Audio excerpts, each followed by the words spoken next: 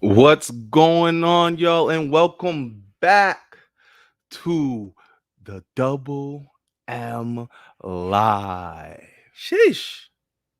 It's been a That little felt bit. good. It's That been a felt little good to bit. say that. Yeah, for sure. That felt good to say that, man. Episode number 83. Mike Nice. What's up, bro? We're back. Summer 2021, huh? Summertime. Summer 2021 is here. It's it's been a summer, to say the least. What does that mean? It's been a more wide open summer than 2020. Yeah, And a lot of people thought 2020 was gonna be wild. yeah. Definitely been able to see people out more. Mm-hmm. Out and about getting some food, going out to places they weren't able to go out. Movie theaters are back open. What movies been out? We got Black Widow that's been out. Space Fast 9, Space Jam 2, Space A Jam New 2. Legacy. Freaking movie. Don't let's not get into that, bro. Let's not get into that. We had, but we took a little time off, summertime. Get the mental right here on season 3. I hope everyone sometime during this summer was able to take a little bit of time off and just recuperate after Important. after especially a trying year. Mike, I was able to go to Paris, man. I was able to go to Paris this summer, and got to see my grandmother, got to see a wedding, got to be in Europe, see a whole different type of culture for 2 weeks, and that was amazing, man. Amazing trip just to clear my head a little bit, escape a little bit from reality. That's what's going on in here, and just to be out, man. It was good to be out and about this summer. Yeah, I mean, when it's summertime, that brings along trips and traveling and whatnot. And obviously, if you're able to make a trip happen, you said you went to Europe. If you're able to make a trip happen, do it. By all means, get out there, be out and about, travel, see the world, lounge, clear your head, do what you got to do. And, I haven't been able to do much traveling this summer, but at the same time, just being able to have the time off from work and relax and chill and do what I want to do and not have the stress of work, just to have that time. That's all I need. People ask me all the time, oh, summer vacation, you going anywhere, you do anything? If I have a trip planned, I have a trip planned. If not, I'm not even upset about it, because I just like that time to just be in my own space, not having to stress about work, and just chill, be on my own time, do what I want to do. What does Mike Nice do on his own time? I'm an avid bike rider right now. I love to bike when the weather's good. If you've been around these parts in Massachusetts, um, this July weather has been different. When you talk about summertime, you're expecting hot weather and sunshine and blue skies, but the majority of July has been full of rain and more rain. So now, as the weather's getting a little bit better these last couple of days, try to get out on a bike and just bike ride and clear my head, listen to good music, and just ride. Yeah, there's no in between. It's either raining or it's It's super one or the hot. other. One or the We other. haven't been able to get that nice, lovely summer weather, 80 degrees, clear Few days skies. here and there. Few It's just, days. but it's been rough. When I was in France, it was 70 degrees every day. I loved it. I loved it. Hey Beautiful. man. I can't ask for much. 70, anywhere in the 70s for me is perfect. I know some people like it a little too hot. Some people like the fall weather, but if you can give me some 70 degrees consistently, that's And my wave. That's my wave right there. anywhere between 73 and like a 83, I think is solid. It's not bad. Anywhere between those two numbers, I could do. Anything less than that, it's like, oh, it's not that hot. Anything hot is, damn, it's kind of hot. Yeah, like Okay. today. Today has been hot. Today was 90. But man, it's Double M. If you're new to the show, it's Mike Nice, me's, and we just have conversations, and we like to get you guys' opinions, hear from what you guys have to say. So make sure you hit that like button. If you are new here, make sure you subscribe. And the way we start off every show, we ask Mike Nice, what is on the playlist? So definitely a lot of conversation, a lot of topics have gone through and passed by. And I mean, as even though Marvin and I could sit here and talk for hours and hours about the different things going on, and definitely listening to what you guys have to say. Like Marv said, join the conversation if you're on Facebook, if you're tuned in. That comment box, that chat box is wide open. So definitely be a part of the conversation here. But a couple of things we definitely want to touch upon today in this episode number 83. Shout out to Dion Branch. Shout out to Wes Welker. Wes Just a Welker. few to name. The 2021 Tokyo Olympics is taking place right now. Is it? You could fool some people. But yeah, the 2021's, what was supposed to be the 2020 Olympics, got pushed to 2021. It's taking place right now in Tokyo, and this Olympics just doesn't feel the same. It doesn't have the same hype. There's a lot of things that's happening with the Olympics. We're definitely going to dive into that conversation and get our thoughts and feelings, as well as your thoughts and feelings on this year's Olympics for sure. Also, for those Celtics fans out there, obviously the NBA is not going on, not too much. Well, there has been some Celtics news, but the rumors floating around right now is the possibility of one Bradley Beal, who currently plays for the Washington Wizards, could be looking for a trade. And one destination that's on his list is the Boston Celtics, largely due to the fact that his childhood friend Jason Tatum plays for the Celtics. So we'll get into that conversation, get our thoughts and opinions on that trade possibly happening, maybe not happening, who knows. Also, I know Marv wanted to dive into this topic, and I like the fact that you brought this topic because I do have some thoughts and opinions on it as well.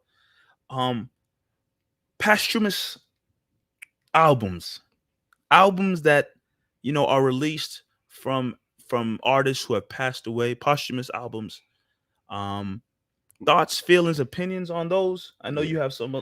We've been trying to figure out.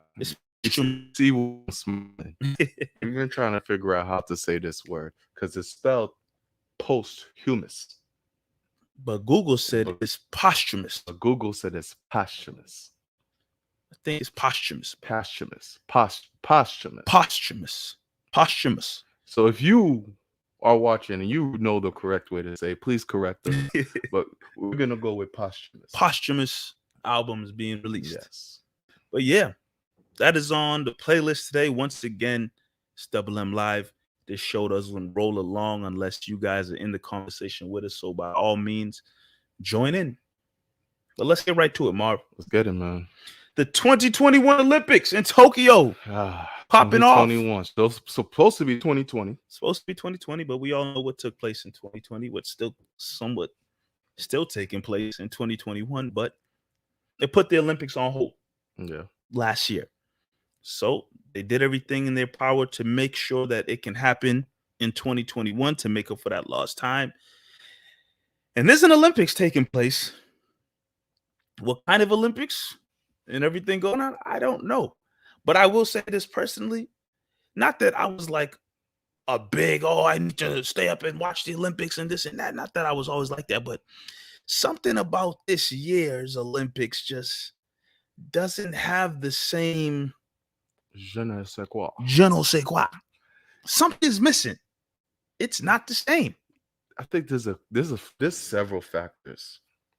This is like a perfect storm of why I think you feel this way. I feel this way. I haven't had much Olympics talks with people. This is probably the most I'm going to be talking the Olympics. But one thing is lack of star power.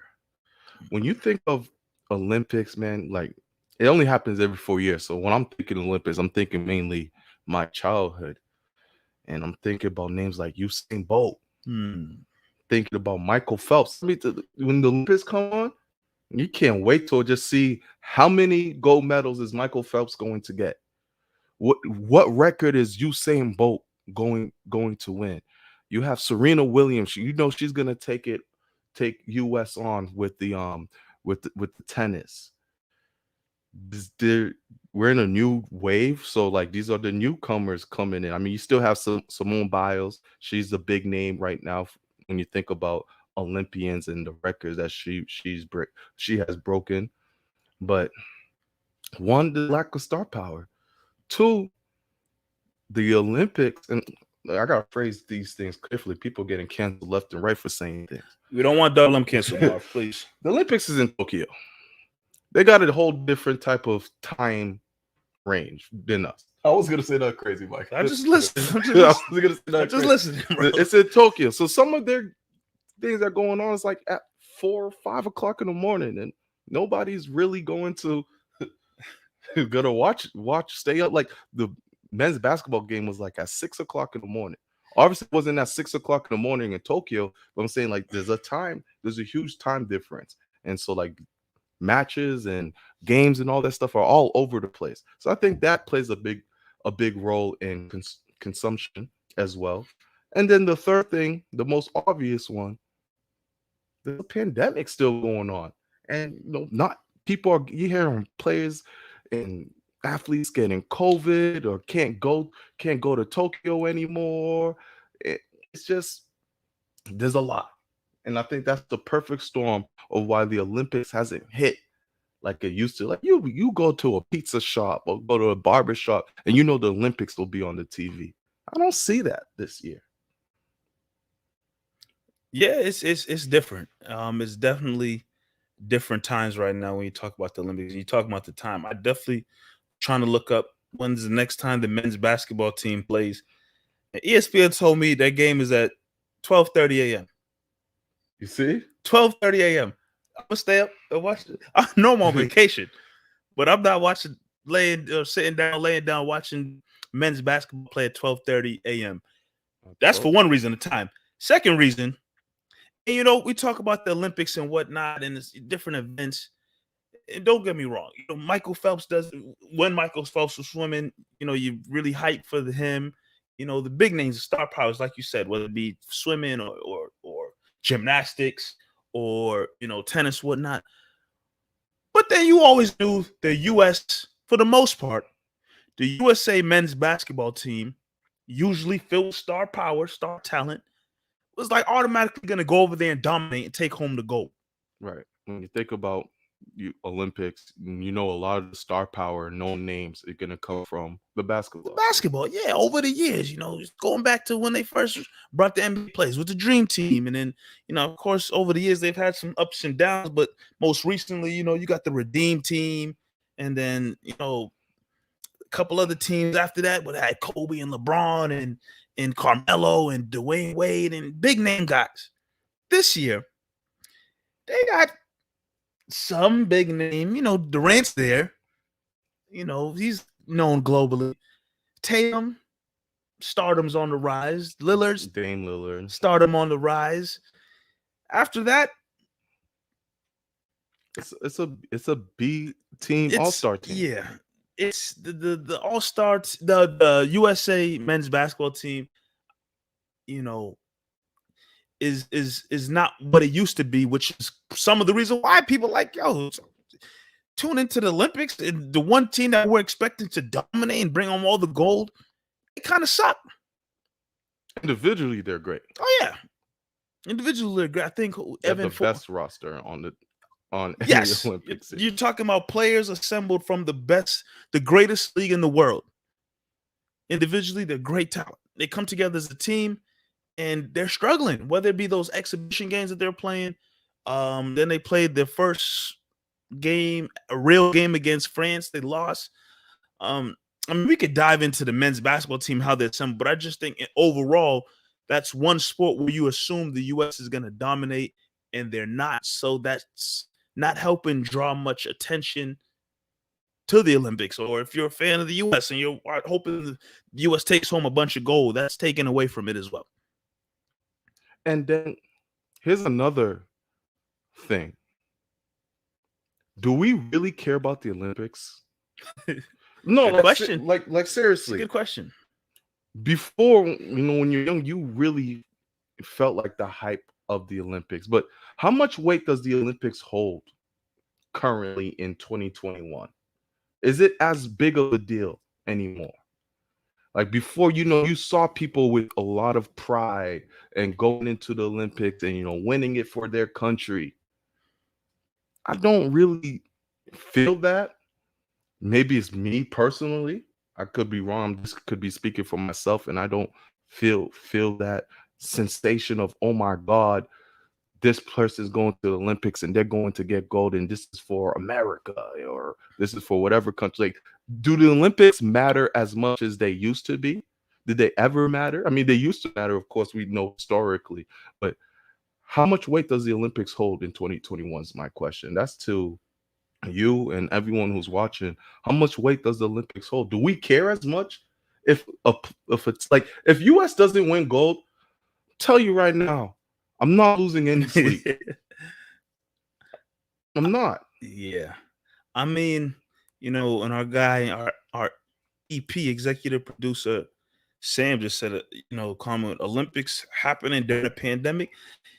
I mean, if you go back to last year when it was getting close to the summer, I know there was some talk. Well, how early did they cancel the 2020 Olympics? I don't remember. But there was a conversation of, oh, the Olympics should still happen, this and that. And you go to this year, 2021. Well, the Olympics were going to make it happen, but clearly there's still things going on with, the pandemic and people's safety and taking different precautions. I was watching some video on Instagram earlier, just giving a behind the scenes look of stuff happening over there. And they gotta, the way they go eat in the dining halls, they gotta sanitize their hands and then sanitize plates and then sit down and then sanitize again and switch masks and then change forks and utensils and sanitize again. And like, I understand that's what places have to do because we're a pandemic. Those are some things that take place. But is it that necessary to hold the Olympics knowing that the world is dealing with that? Do you need an Olympic Games that bad?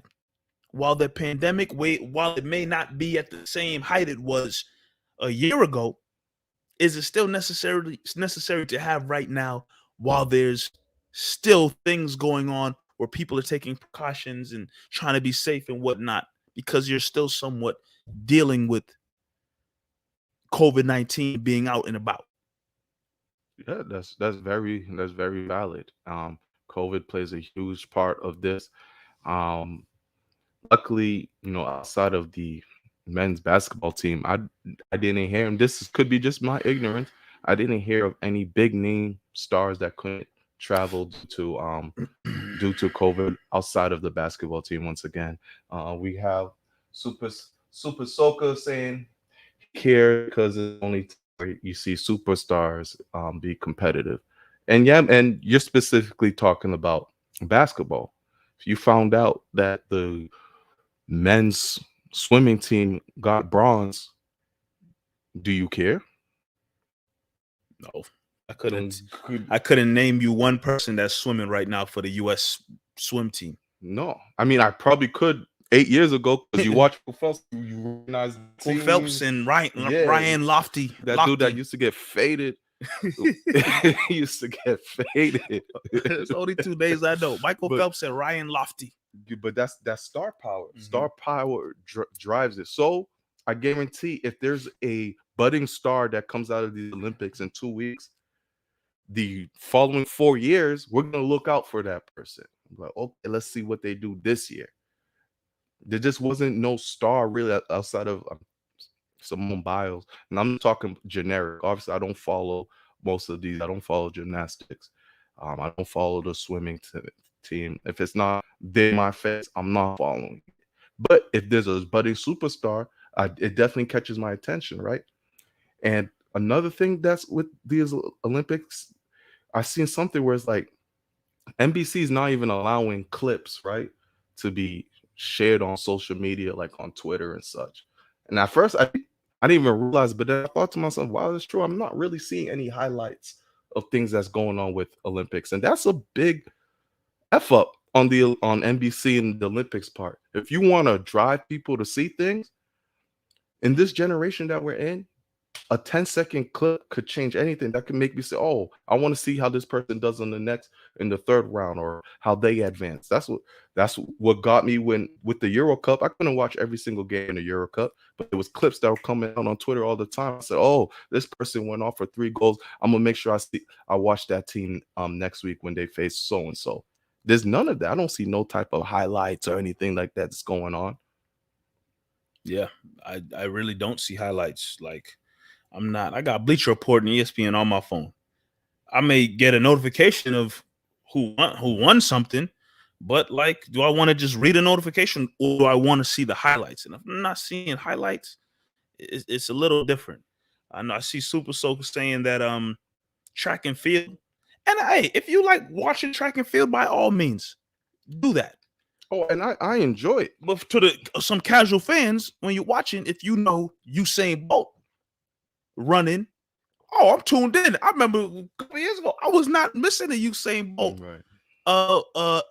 any event that Usain Bolt was participating in, because he's a star. He made what the track and field super famous. Now the other guys that are there that I personally don't know, yeah, that's on me. But now I don't know who's running track and field. I don't care if it's the US team, Jamaican team. Like, I don't know anybody.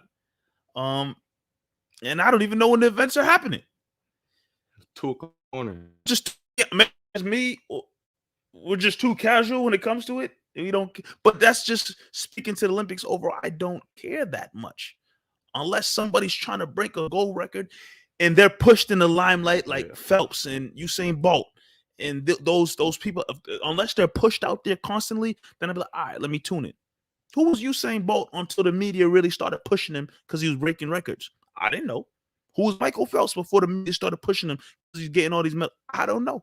But the media pushing him, I'm going to tune in. It's not really happening like that right now. For whatever reason, I don't know.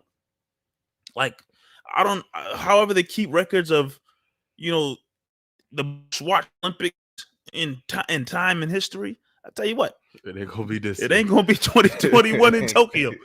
I promise you that. It's not good. Like, I'm more interested in, and I don't want to sound like just the average typical guy, but like, I'm more interested in what's going to happen with Aaron Rodgers than what's going on in the Olympics, because they're telling me more about what's happening with Aaron Rodgers in training camp than I'm hearing about the Olympics. It could also be how media's pushing the Olympics too. I'm hearing more about the NBA draft than I'm hearing about the Olympics. And to casual fans, whatever's getting pushed out there, you're more likely to tune into. Maybe every U.S. team just sucks right now. They're just not trying to. So the U.S. media is like, look, we don't need to show this because, I mean, the best team that's supposed to win the gold sucks. The basketball team sucks. I don't even know what the women's doing. I know the women usually go over there and clean up every year. I haven't heard anything from them. Like, if I get the chance, I do want to watch the U.S. basketball team play. They just haven't played at a time that's reasonable. Yeah. And then again, to try to find highlights, it's very difficult. You got to watch games through Twitch or download some NBC Sports. It's just too much. There's a lot going on. Too much. It's hard to consume everything right now. So I personally think, and it seems like, Mike, we're on the same page, where it's just like, it's not hitting the same this year for various of reasons. Could it come back? I mean, yeah, I just don't know in this new age that we're in, like, if kids even care about Olympics. Nah, it's different right now. Like, I remember being a kid, bro, and like, oh, word, the Olympics are coming up in 2 weeks. Get to just sit down and just watch random stuff I would never watch and just be interested in that.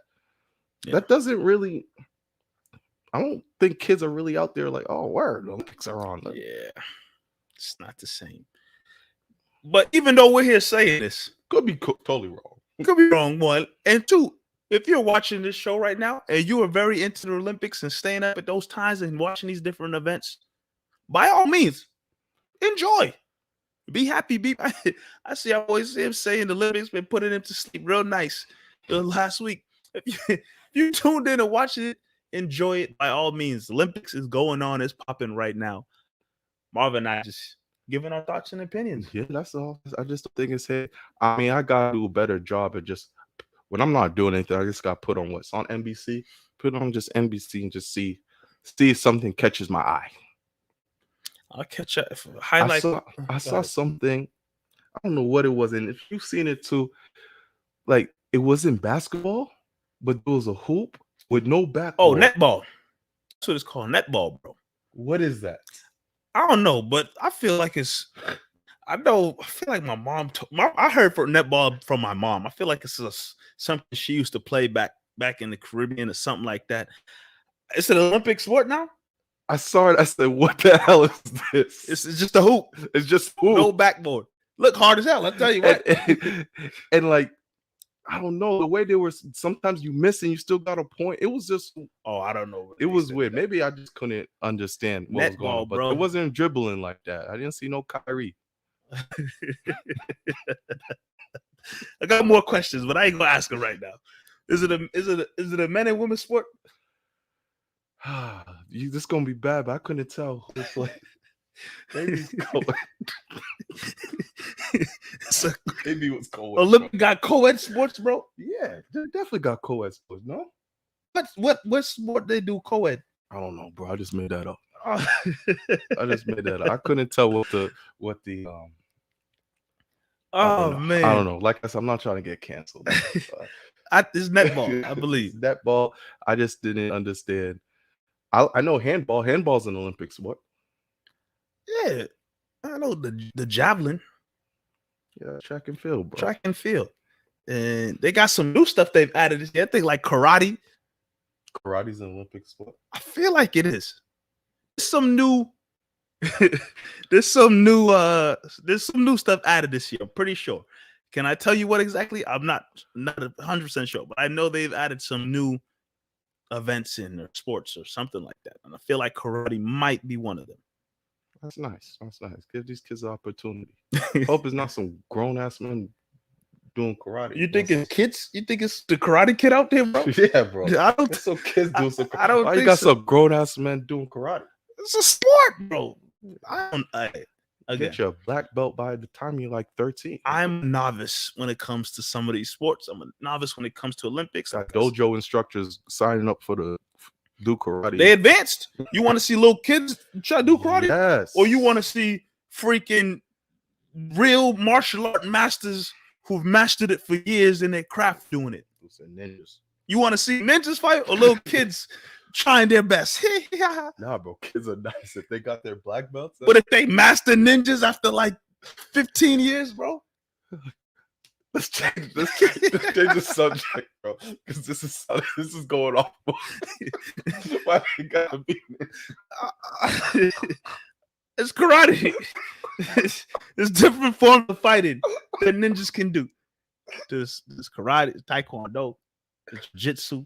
Oh man, I don't know, man. Like I said, I'm a novice. Yeah, martial arts should be in the Olympics. Why not? I think it is. Martial arts in the Olympics. Saying ping pong is a sport in there. Ping pong is a sport. I always knew ping pong was in the Olympics. I'm decent at ping pong. But is it a sport? Yeah, yes, it's a sport. It's a little workout. Chasing that, you don't play ping pong, chasing that ball. I mean, it's not like a tennis court. Is dart a sport? Is throwing darts a sport? If bowling is a sport, darts is a sport. Darts is a sport. If bowling is a sport, darts is a sport. I didn't ask about bowling. I never brought up bowling once. Is throwing darts a sport? Okay, I'm gonna answer your question. Is bowling a sport? I think bowling is considered a okay, sport. now to answer your question, darts is a sport. Why is darts a sport? What the hell bowling is a sport? It's darts because you gotta throw the darts and depending on your accuracy, it's about accuracy. So because it's a skill, it's a sport. Yeah, bro. Bowling. Dang. I'm pretty sure. We got our boy Sean from Massive Media saying that darts is a sport. Yeah, bro, bowling is sport. Bowling is sport, dart sport. All right. Archery? Archery is also a sport. So hunting's a sport?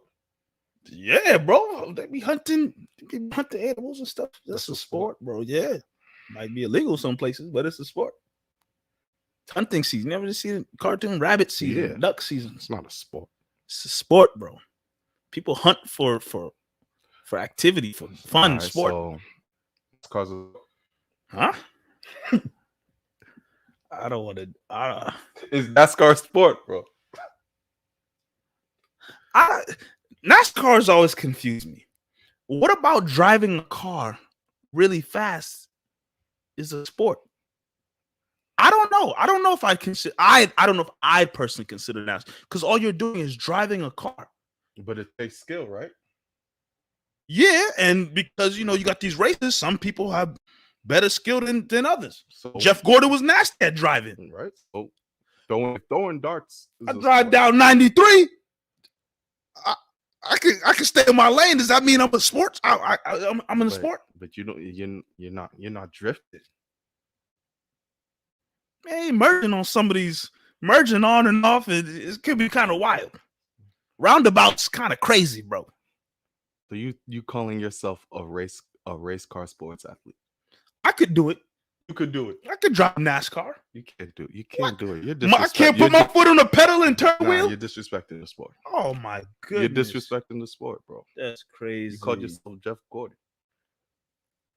Name me 3 others. Jeff Gordon, Dale Earnhardt Jr., and Bubba Wallace. Bubba Wallace. All right. I know it's a little bit of. I used to play a NASCAR game on PlayStation 2. I don't know where I got it from. Yeah, I'll tell you. I know where you got it from. You didn't buy it. I didn't buy it.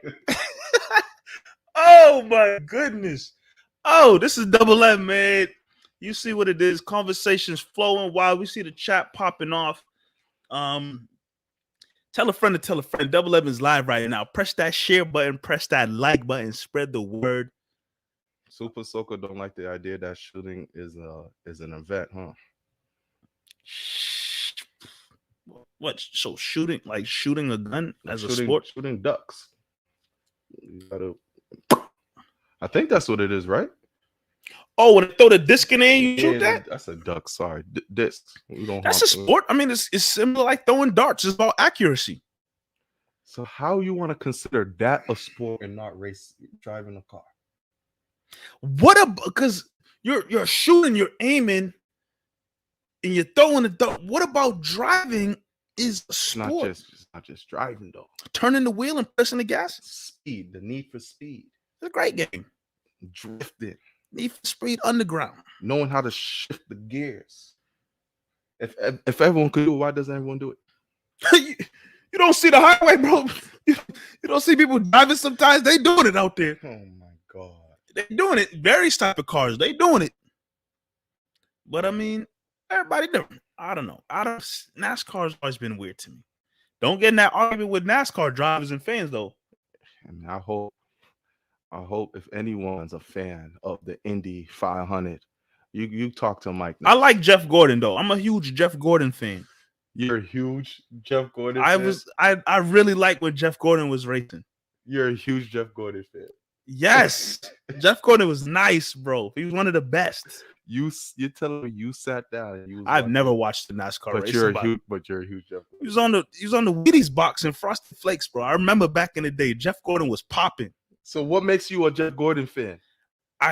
He won a lot of races. But what makes you a fan? He was one of the best racers. How do you know? You didn't watch him.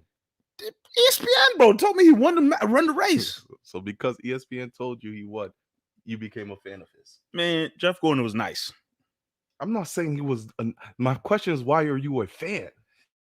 He had a job racing in NASCAR. Listen. Yo, Sam, chill out, bro. Come on, Sam. Oh man, yeah, NASCAR fans are different. They ain't gonna argue with you. Hey, they'll throw a couple words in there, and the argument go ahead real quick. Hey, Michael Jordan owns something. He does. I forgot which one. Is it Bubba Team Jordan? Something like that. Something. I'm not too sure. But hey, man, we can stay on this conversation. Just going from Olympics to different sports. My fault. I just wanted to know, like, skateboarding's a sport. Tony Hawk. I didn't ask for the skateboard. I didn't ask. Tony Hawk Pro Skater 2. Is skateboarding a sport? Yeah, bro. Like biking, snowboarding. So biking's a sport, but NASCAR's not a sport. It's different. You just pressing a gas and turning the wheel. Biking, you pedaling. That's a lot of work, leg work. You're not putting it. What? I agree. Biking's a sport. Okay. I'm with you on that. What kind of strenuous activity are you putting on your cardiovascular system through NASCAR? You're not. But then I can ask that question for a lot of sports. Fishing? Like you said, is fishing a sport? I feel like you do Those more are skills. Like throwing darts a skill, archery's a skill, shooting's a skill. You can't use that cardiovascular argument because some sports don't use it. You know, you see some big dudes play golf. Golf's considered a sport. you do more with your body in golf than you do in NASCAR. I think. You're pressing the gas and you're turning the wheel. You know what we got to do? We got to get a NASCAR Expert to come on this show. Okay. To teach you a lesson. Hey, I'm open to learning. Because you're disrespectful. I'm not trying to be disrespectful. I'm just stating my opinion. That's all I'm doing. So skateboard's a sport. It take a lot to skateboard, bro. You ever trying to be on a skateboard before? I didn't ask if it was hard. Is it a sport? Because now we're just talking, any skills can be a sport. Bro, skateboarding is a sport. Okay. I think. Roller skating is a sport. Never seen Brink, bro, on Disney Channel? No. Never seen that movie, Brink? Never watched those Disney original movies, Brink, bro? Never heard of Brink? No, bro. You could say it 10 times. It's not going to jog my memory. Okay, I don't know. Let's switch gears here, bro, because we can go about a bunch of different sports. If you have any other sports questions, just put it in the chat. We might get to it later. All right, cool. Let's switch gears a little bit. Back to the sports tip and Celtics and basketball, you know, kind of tied in with the Olympics and the U.S. men's basketball team. Always hear about players coming together, and it kind of really started when Dwayne Wade and Carmelo Anthony and LeBron James were on the Olympic team. People say, "Oh, and Chris Bosh was there too." Sorry, that's where they started first really having talks about coming together and building the big three and whatnot. That's where it all started. So now every Olympics, that's going to be what happens. Oh, these are time for guys to tamper and talk to each other about teaming up. I think that's just what's going to happen every time the Olympics comes around and these NBA players come together. But yeah, here in the 2021 Olympics. How many players are talking to Jeremy Grant? I don't know. That dude might sit at his locker by himself. Come on, bro. He might. I asked him. I did say call him a loser. His only friend on the team was Kevin Love, and now he gone. Oh my god. But anyways, if you caught that reference. That's gonna go over people's heads. Anyways, so yeah, supposedly maybe these star players are possibly talking to each other about teaming up at some point in their careers. And then you got this Bradley Beal and Jason Tatum situation where, you know, you always hear these guys are childhood friends from St. Louis, Missouri. The guys are great friends. Every time the Wizards play the Celtics, you know, you always hear about the friendship. They always bring it up. And now that they were at the Olympics together before Bradley Beal got sent home due to COVID. Sorry. So sorry to him. But yeah, those rumors sparked up again about these two guys possibly playing together. And you fast forward not to very recently, Bradley Beal may possibly request a trade out of Washington because that team is clearly not going anywhere. And he has a possible list of destinations and places he want to go. And one of those places was the Boston Celtics. And it's obviously because Celtics aren't a great team right now, but they have two young stars. But the main reason for Beal wanting to go to the Celtics is because of his friendship with Jason Tatum. Now, obviously, you can't just sign Beal. He's not a free agent. A trade would have to take place. And the main question is, and you know, a lot of sports Boston media, would you give up Jaylen Brown to get Bradley Beal? Is that where I jump in? Would you give up Jaylen Brown No, to get Bradley Beal just because Beal and Tatum are best friends? No, sorry, cry me a river. But, I mean, it doesn't make sense. It doesn't make sense to trade JB for Bradley Beal. Um, and I'm not even saying it because I'm a big fan of Jaylen Brown, which I am, but it just doesn't add up. You have a budding young star who's gotten better every single year and plays defense. So what happens when you trade Jaylen Brown for Bradley Beal? Okay, you bring in Bradley Beal, a better scorer. That's it. Bradley Bills is a dynamic scorer, can play off the ball very well. We know that, but he does not. He will not make the Celtics team any better by getting rid of Jaylen Brown. Where you have someone locked in at 24 years old, where you can continue to groom, continue to get better, where he can become a potential Kawhi-like player. You keep that 100% of the time. Now, if you want to get Bradley Bill, you can try to work a sign and trade. You either wait till his contract is up and see if you can bring him in to add within the Jaylen Brown situation. Sure. But Bradley Beal's not even a player I think the Celtics need right now. You lost Kemba, so yeah, so you obviously gonna need some type of punch into the scoring. Evan Fournier is gonna help with that. You definitely need to get a point guard that can get you at least 15 points and distribute the basketball. Tatum's already shown that he is a dynamic scorer and is going to get you 25 plus a game. JB is looking like he's going to get you 23 plus a game. Bradley Beal's not the piece that the Celtics need currently. He's going to add a scoring punch, but at the end of the day, Celtics were giving up 130 points a game. You need to focus back on playing defense, and that is not in Bradley Beal's MO. I love him. I think he's a fantastic player. He can probably shoot you in some games where you have no business in being, but it doesn't make sense of getting rid of JB. I don't see a subtraction, but I also don't see a plus. Yeah, I agree 100%. You look at Bradley Beal, and like you said, fantastic player, great scorer. You know, he goes off for the Washington Wizards. They lose a lot of games, but if one thing you know for sure, Bradley Beal's getting you close to 30 points a game, which is great. But when you look at Bradley Beal and who he is, obviously he's not like a super old player. He might be only 28 Yeah. 28 years old, but I don't see Bradley Beal. I think what he is right now is who he's going to be. Right. But what you see from Bradley Beal right now is what he's going to be 28, 29, 30. Like, that's what he is. Jaylen Brown is 24 years old. Since he's been in the league, he's continued to show improvement.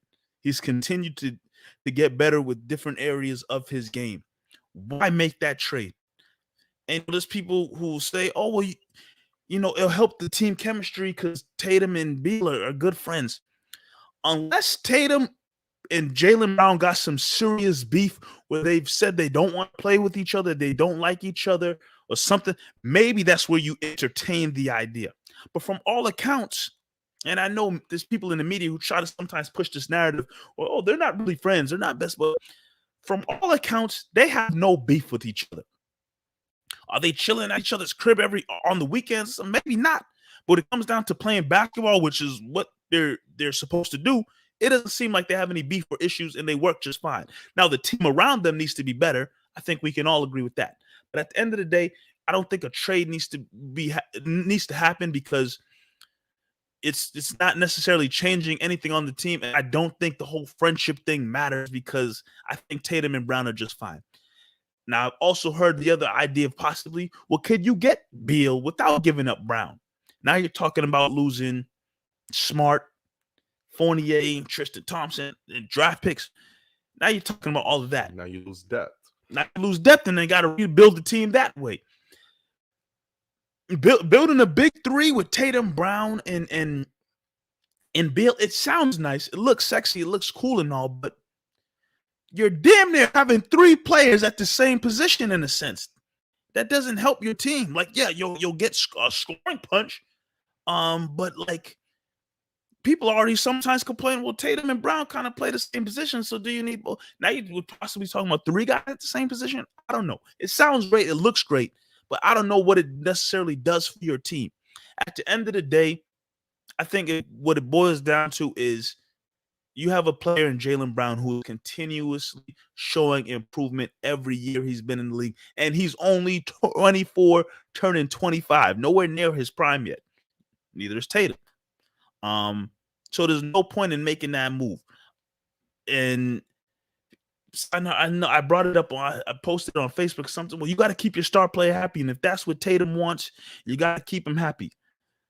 Again, I don't think Tatum is pissed off right now that Bradley Beal is not his teammate and he has to be stuck with Jaylen Brown. We haven't seen anything like that at all from him. We haven't seen anything like that from Brown. Is Brown pissed for playing with Tatum? We haven't got that notion at all. What it boils down is the team around them needs to be better. Now, if these dudes want to revisit this later on, like you said, if Beal's contract is up and he wants to come sign with the Celtics, it's a different story. That's a different conversation. Oh, come on down. But I don't think you give up you give up Brown, who could possibly get to the same level as Beal, maybe even surpass him, because Brown is a two-way player. It's not a move you make. And I think there's a potential for that to happen. Bradley Beal, once again, excuse me, an amazing offensive player. But he hasn't shown that he can help. He hasn't seen you can carry a team to the playoffs. They barely got in within the play-in tournament with Westbrook. Like him, I think JB has another notch that he can get to, and you don't want to be that GM, Brad Stevens, to trade away a budding superstar. It doesn't make sense. It wouldn't work out.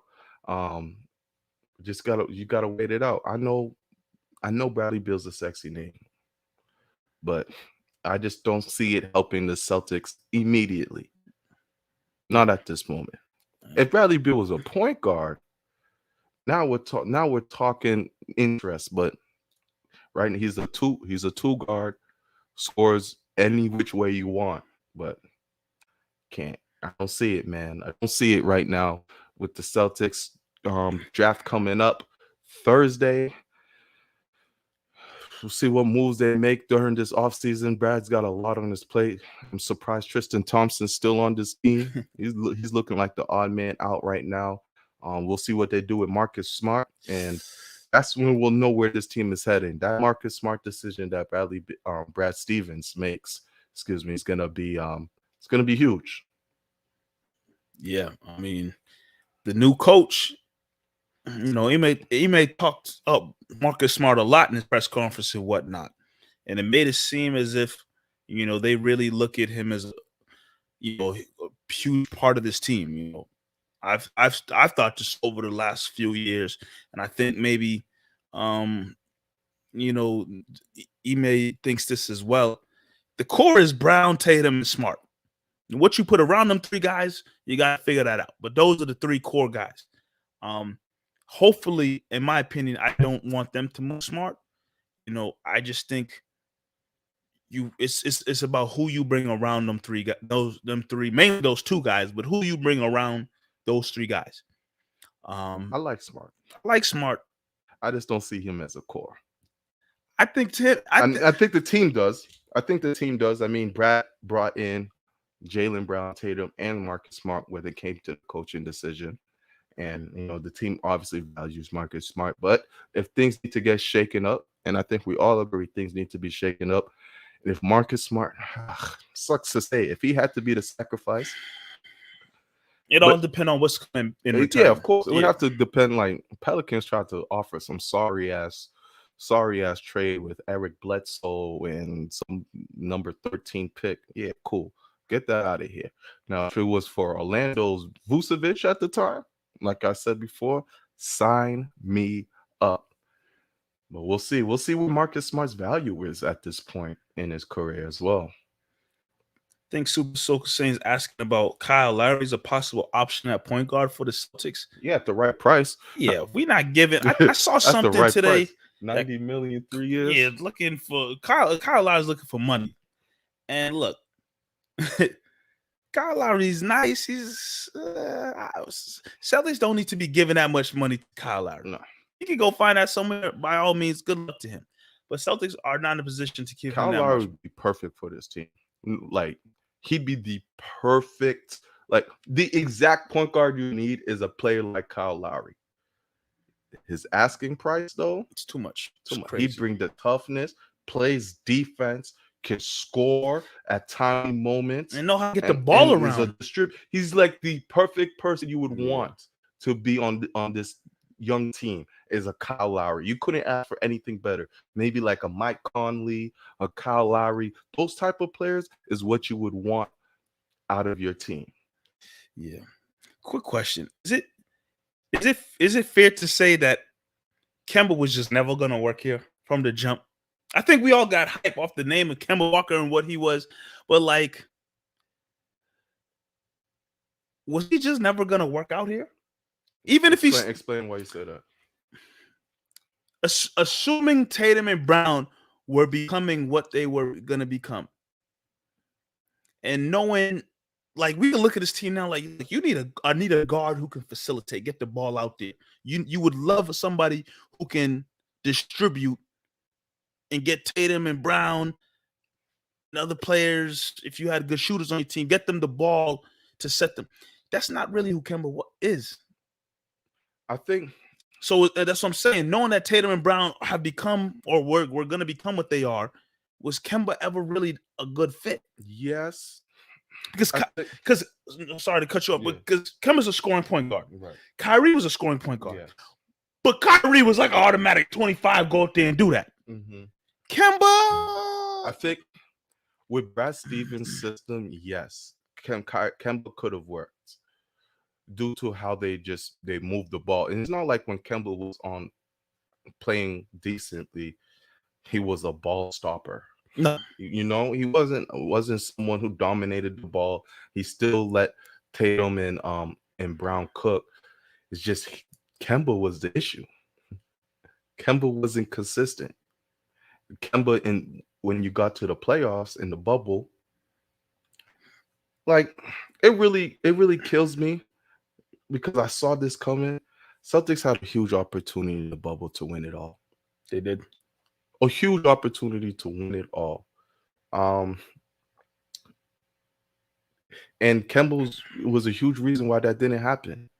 You asked for a veteran quarterback. You asked for a veteran point guard to come in, and he wasn't able to deliver as he should have.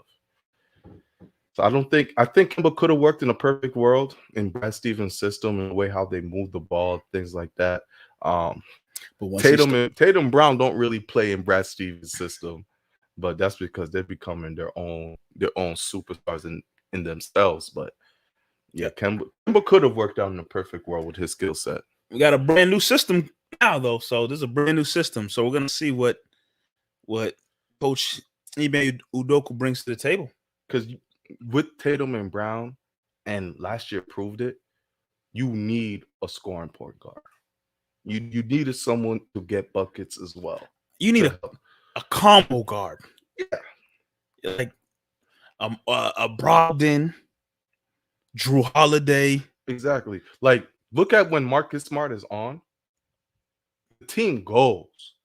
Like, there's times when Marcus is playing the point guard and the team plays well when Marcus is on. He's scoring. He's being able to facilitate. That's when the Celtics are at their best. You look at times when Kyrie was hurt or when IT were hurt and Marcus had to play that point.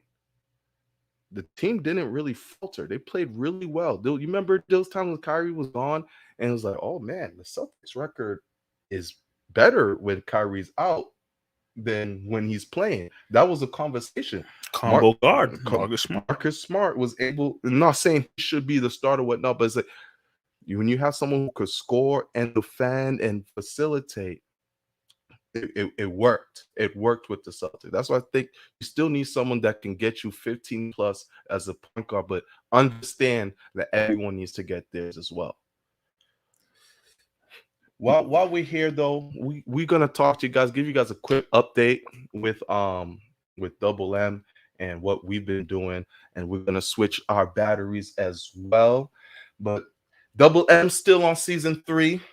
Sean, you can You're switch it up. good, bro. Double M still on season 3.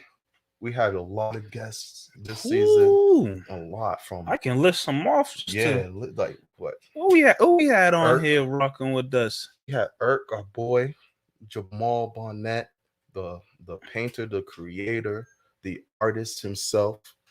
And then from there we just went. Yeah, We went shout out to the Soulful Sheep Pod and the Girlfriend's Guide Pod for joining us for a great show. We had the return of T Mac. That was a good one. Good show. We're gonna see T Mac again for sure soon. Just like we're gonna see Soulful She and the Girlfriend's Guide. We're gonna see them again soon. We were joined by A. Sherrod Blakely. Shout out to A. Sherrod for coming through. He blessed us. That was our first big guest, man. Shout out to A. Sherrod for real. Quani A. Lunas joined the show. Yes, Woo! Quani gave us a good one. Great show indeed. Shout out to who else we had here. Celtics legend Cedric Maxwell came on the show. Still my favorite. Yeah, man. I'm telling you, if you get a chance, go back and check that show out. I said Celtics legend, but we talked zero Celtics. For over an hour, we talked zero Celtics with Cedric Maxwell. So if you get a chance, if you didn't get to hear that show, check it out. He gave us some real talk and real conversation. Patriots insider Tom E. Curran came on the show, blessed us with some good Patriots talk, give us some good inside information, because that's just what he does. Our guy Kyle Draper came on the show right as we were getting into the NBA playoffs. He came in and gave his thoughts and feelings on what the playoffs is going to look like. I got to go back and listen to that show and see our predictions, because I don't know if any of those predictions came through like we all thought they would. And then, we had a couple shows where our guy Real Snipe-Matic came through and blessed us with a club exhibit, playing some good music, mixing some good tunes. He held it down. Yeah, a lot of replay value in there, y'all. So if you ever need some time to catch up on Double M, definitely go onto the YouTube, check out our old video. And yeah, let's get into our next topic. So I know you wanted to bring this topic up, Marv. So I'm gonna let you kind of lead with this one. Once you said it to me, it brought some thoughts and feelings to my mind. But I definitely let you, bring this one up from here. Yeah, man. So we're gonna speak on posthumous albums, meaning albums that have come out after an artist has unfortunately passed. If you guys all know that the Pop Smoke album just released. Posthumous album just released like 2 weeks ago, I believe. It was like around the time I just came back from my vacation. Pop Smoke had just released his album. Obviously, they were edited versions, so like you needed a lot of guests. A lot of guests needed to be on the album to fill in a lot of the verses that were unfinished from Pop Smoke. Good album. I liked it. The reason I came up with this topic, and I'm forgetting who said it, and I want to give him a shout out. So hopefully later when Mike's speaking, I'll go and check who said. They said that Pop Smoke's album was their best posthumous album they ever heard. Like that was the best one done. And I don't agree with him at all, but it just got me thinking about. You don't agree or disagree? I don't agree. Okay, I don't believe that Pop Smoke was the best posthumous album. But it got me my mind thinking about posthumous albums and how do we feel about them? Are they necessary? Does it mess up the vision of the artist? Is it disrespectful? I know you're trying to show respect. Like, where's the balance between it? I remember having that conversation even when we first met, when we were talking about Michael Jackson's which album was that? Escape album that came out like maybe 2012, around that time, and there was some unfinished music that, artists came in and finished for Michael. You hear his vocals, but if you know anything about Michael Jackson, he's a perfectionist, and he will change anything from the littlest beats and ad libs and things like that. So was it their vision? And then you got posthumous albums like Biggie, Life After Death, where he did that album. That album was complete, and he just happened to die 2 weeks before the release. So you knew that was his vision, that was his album, and obviously the death carried that album to become bigger than life, pretty much. So just thoughts on posthumous albums. I want to just have this conversation with everybody. Yeah, I mean, and I'm happy you brought up Biggie because I wasn't even thinking about that when I was going to make my original point. But with Biggie's Life After Death album, like you said, the album was done. Yeah. He did all the work to put out that album. So like his vision, his thought process, everything he wanted to go in that album was there, was done, it was completed. He just happened to die, unfortunately, before the album was released. So with those type of situations, I don't know how common they are, but with those type of situations, at least that artist gave their all to that album before it went out to the masses. Now, in I think in most cases, we talk about posthumous albums, they're getting released without the artists having much input into what's being released.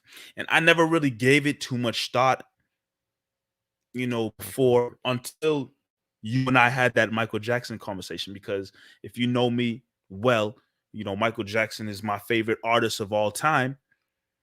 And like Marv said, he is a perfectionist. He go back and change things, do things differently. He don't like a little bit of this, he got to go fix that. Like that's just how Michael Jackson operated. Real quick, even from remember correctly, Post Smoke's first album's a posthumous album as well. He passed away right before Shoot for the Stars. But is that another situation? It was already done. That was done. Yes. Okay. So yeah, different kind of situation. Album's already done. It's just unfortunately that they die before it gets released. But yeah, Michael Jackson's album. And I feel like they dropped something before Escape that I fully remember. But Escape was like the big album that was pushed once he died. And don't get me wrong, Escape has some good songs, like some songs you like they have some good songs on it. And I'll listen to Escape. I got Escape songs in my playlist that I'll listen to. But it'll always be in the back of my mind that Michael Jackson, or if it's not Michael Jackson, another artist has a posthumous album that comes out. It'll always, no matter how much I'll be like, oh, this song got a good beat, whatnot. It'll always be in the back of my mind that the artist never had the final say on what this song or the songs on the album sounds like. I don't care what producers, what top producers, what artists you bring in to sing on a song and add a verse. I don't care who you bring in. It's always going to be on the top of my mind that this song sounds good, it sounds great, but it never had that stamp of approval from that artist because they're no longer with us. So like I said, that album from Michael Jackson has some great songs on it that I will listen to right now. Like they're good songs, but I always be like, damn, I wonder what Michael Jackson would have thought about this finished product, and we'll never know. That's the unfortunate part. That sucks a lot of the times. Yeah, and going back to Pop Smoke's recent album, like I said, this is all unfinished music, right? So you'll hear Pop Smoke probably have one verse, and then another artist will come and complete the song. And it's like it's a year after his death. So do we really need to push another Pop Smoke album? Was this a money grab? And then another thing, and it could all be love, I'm just throwing things out there. Also, like, would Pop Smoke work with half of these artists that are on this album? Oh, that's another conversation. Especially with rap albums. I think with rap albums, when you have a posthumous album and you just throwing artists in there to complete music, it's like, damn, you're just throwing. I don't. Do we know Pop Smoke would have wanted that dude to be on this track if he had that video? Like we'll never know. Another posthumous album that came out was DMX's. That's Oh, another I one. heard that. You ever heard that one? It's really good. But that's one where, from what my understanding is, it was mostly complete. Like the guest artists, everything was complete. And there was a couple songs in the end of the album you could hear. Obviously, they were shouting out and giving praise to DMX after his passing and such. So it's it's um so it's an interesting topic, especially with rap albums. I think when you add in features, you don't really know who who that artist want to work with or where they wanted to go with it, where the bridge was. Like when Escape album, they had what Timberland working Timberland, on it, yeah. and they did an amazing job with it. I mean, you could, if you didn't know anything about Michael Jackson, you heard it like, okay, this is what Michael Jackson wanted to sound like, and I don't think you'd be upset about it. But when you peel back the curtains, you definitely have some thoughts about these albums. So I mean, Posthumous albums are always going to be there. Yeah, they're always gonna They're happen. always going to happen, unfortunately, and unfortunately for fans. So this is a topic I wanted I to mean, bring up. and there's a large part of fans. Like, I'm a big Michael Jackson fan. He passed away. Would I have been upset if I never heard a new Michael Jackson song again? It wouldn't necessarily bother me. I mean, of course, I want more Michael Jackson music. There's fans out there who be like, "Look, he passed away. Leave his stuff alone." And a lot of these artists, they have a lot of unfinished music. They have songs that they work on that they just be like, I don't, I'm not really feeling this. We're not gonna put this on the album. It's recorded, but it's not songs they use. As a fan, me personally, do I'm if they get released and I hear them, I'm happy. Like, sure, I'd love to hear a song Michael Jackson worked on 1 year, but decided not to release it. But at the same time, I'm not gonna be going to like his family or the record label, release his music, release it. Like, nah. And I mean, there's fans who want to hear it, there's fans who don't care, there's fans who like leave it alone. There's people on all different ends of the spectrum that, you know, I don't know. I want to end it off. I did write on my notes my top 5 posthumous albums that I've enjoyed. So at number 5, we mentioned it a couple times already. I got Escape, Michael Jackson. Enjoyable. There's a lot of good songs that come on randomly, and I think Blue Gangsta is probably the hardest Blue track. Gangster, Um, Place with No Name. I like that Place with No song. Name. Do you know where your children are? What song was that one? I don't remember that song. Out the dark. There's some good ones at Michael Slave Jackson to the have. Rhythm. Slave to the Rhythm is Then good. there's the Escape song itself. It's decent album, yeah. Number 4, I got rest in peace to the guy, man, Jay Dilla, The Shining. That Shining came out, and that was him. If you know Jay Dilla, that he's a producer, so that was him. An amazing album. Rest in peace to the guy. Number 3, this guy. You want to talk about posthumous albums? Tupac. Oh boy. He's the reason why when you're a kid, you're like, damn, is Tupac still alive? I don't know how many albums that dude got after he passed away. But the Don Illuminati, the 7-Day Theory, that one's number 3. That's number 3 on my list. Very great. Number 2, we mentioned it earlier, Life After Death, Biggie. Um, hits on hits on hits on hits. That album will live on forever. Your kids will listen to that. And number 1, this is going to be a shock to a lot of people, but Mac Miller's Circles is my number 1 posthumous album. If you know about Mac Miller, his growth and his transition to music has been wild. Like, he was just a pop rap kid in like 2011, transition to really strong rap artist, and then started to transition into this jazzy, melodic rapper. And his last album, Swimmings, before he passed, was transitioning into that. And then we found out with Circles, he was working with this guitarist. I'm forgetting his name right now, and John Mayer. And Circles came out, and it's so beautiful, so thought out. Was a great way to wrap things up, and that's probably one of my favorite albums ever. So shout out to rest in peace to Mac Miller. But those are my top 5 posthumous albums. I hope we're saying that word correctly. If you hear in the chat and you could think of any posthumous albums, that really stand out to you from some of your favorite artists? Oh, I forgot Um, Jimi Hendrix too. yeah, Jimi Hendrix has a there's a good lot out there. posthumous So album. yeah, if you're in there right now, please drop them in the chat. And some that we may be missing that we're not thinking of, drop them in the chat for sure. I see this comment from Sam, which makes sense. He says, I think it depends on who produces the album. Like when it's someone who really knows the artist and has worked with them, it makes a huge difference. Which yeah, I get. Like there's some artists who consistently work with Yeah, a but producer a lot. you still don't know.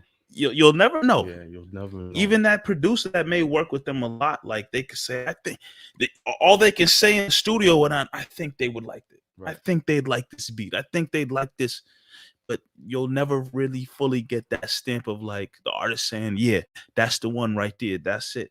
Like, You how know, many stories do we hear about artists saying, "Oh yeah, I have a lot of songs in the because it was good or I didn't like that and stuff." So now you're using verses and songs I of feel that. like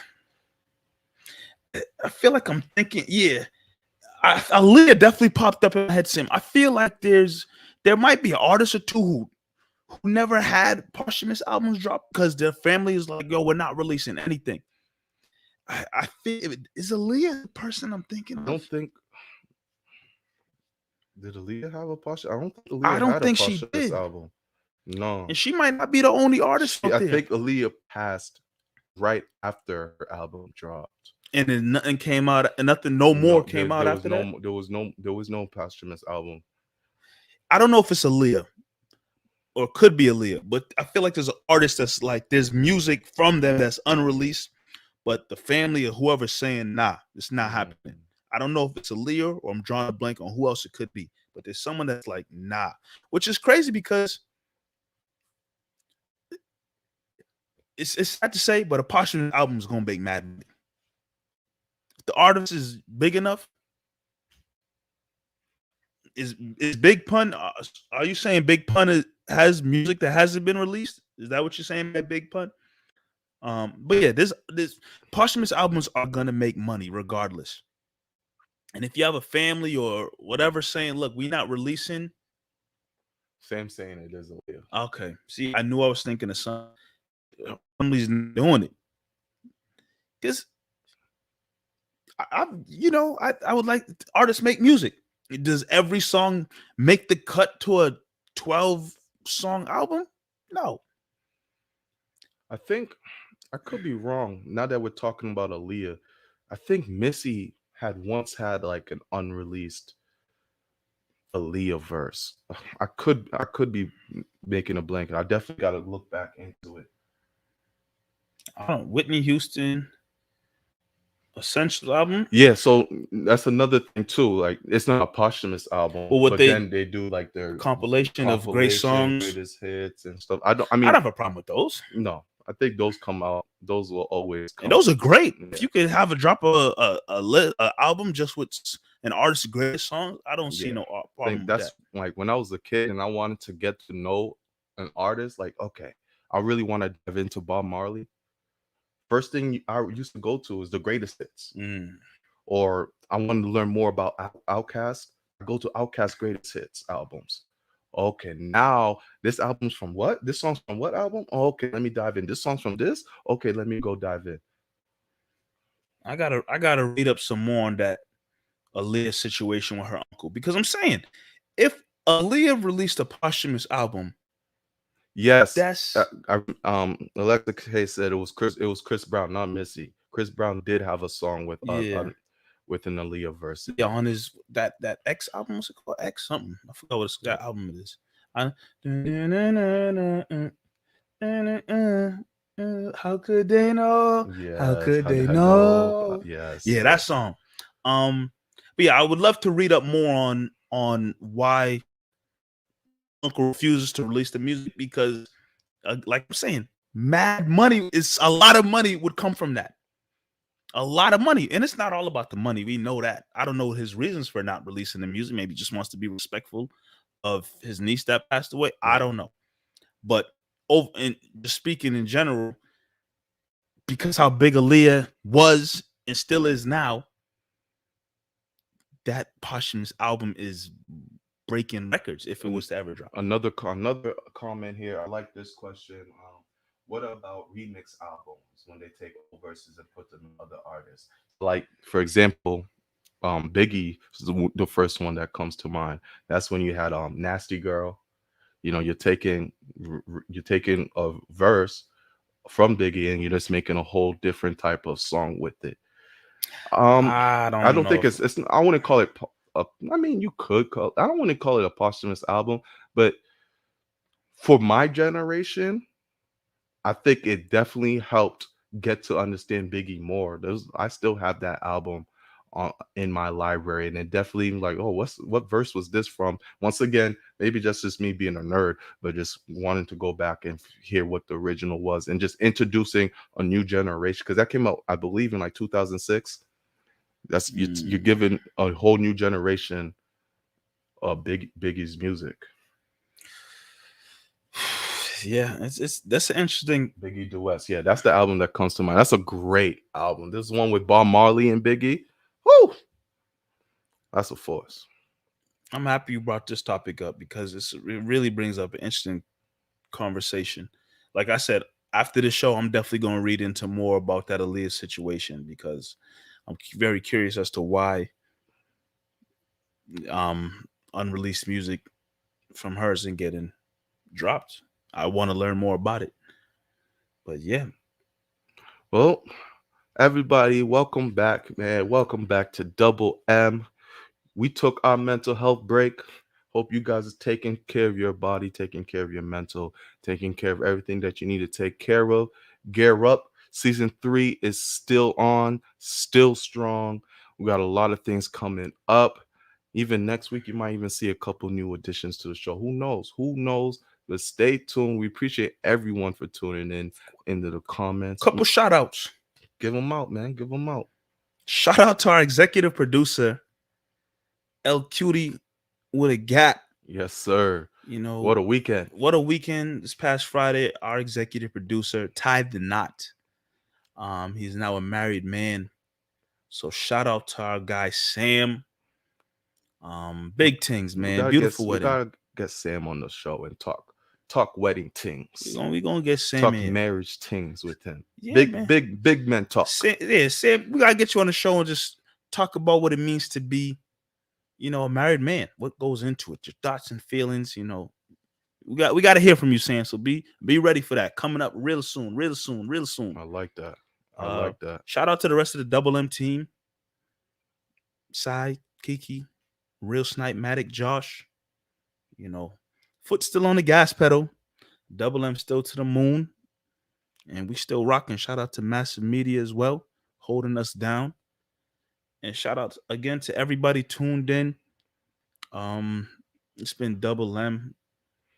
Uh, It's a good show. like, subscribe, share. Yeah, This that's was a what we good. do, It's a Marv. good show. I don't know. I felt like when I started off, it took me a minute. I It mean, took me a gotta minute to knock the get in. dust off for a Knock it second. off for real quick, and then once we got going, man, we was like Usain Bolt.